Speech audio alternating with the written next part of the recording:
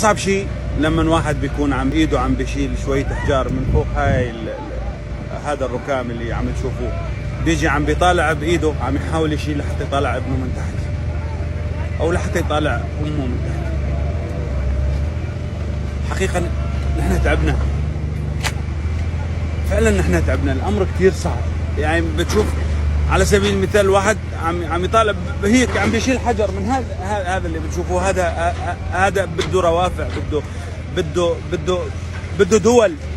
تركيا عم تناشد الدول، 45 دولة عم تساعدها.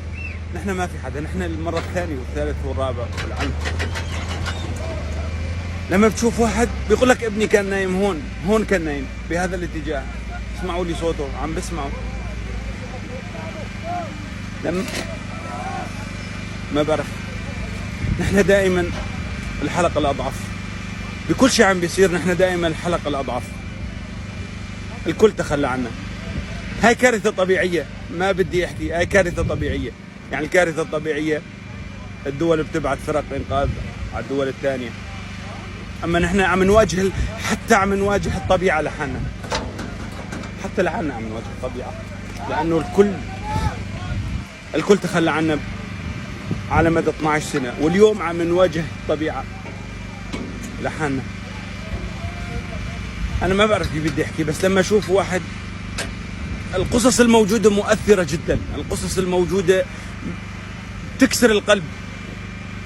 هلا كنت عم شوف واحد عم بيقول لي هون كان نايم ابني، كيف طالعوا عم بسمع صوته.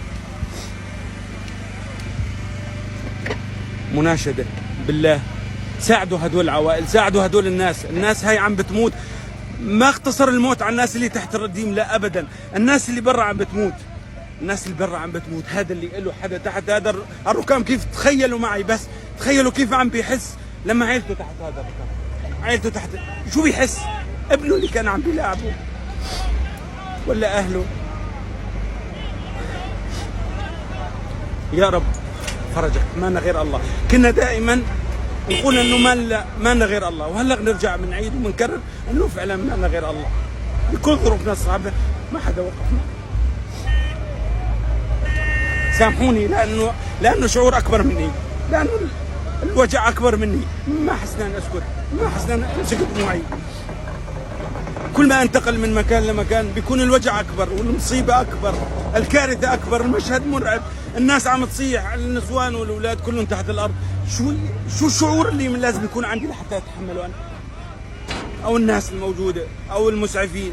شو الشعور اللي لازم يكون، لازم نملكه لحتى نحسن نقاوم هذا المشهد؟ مهما تمسحنا، مهما وصلنا، ما قادرين نحن نتحمل هذا الشعور. شعور الخذلان من الدول، من العرب، من الاخوه، من الجميع. نسأل الله الفرج، نسأل الله الفرج. إن شاء الله مثل ما واجهنا المآسي السابقة راح نواجه هاي المأساة، رغم إنه اللي عم بيصير بكسر القلب، بس راح نواجهه.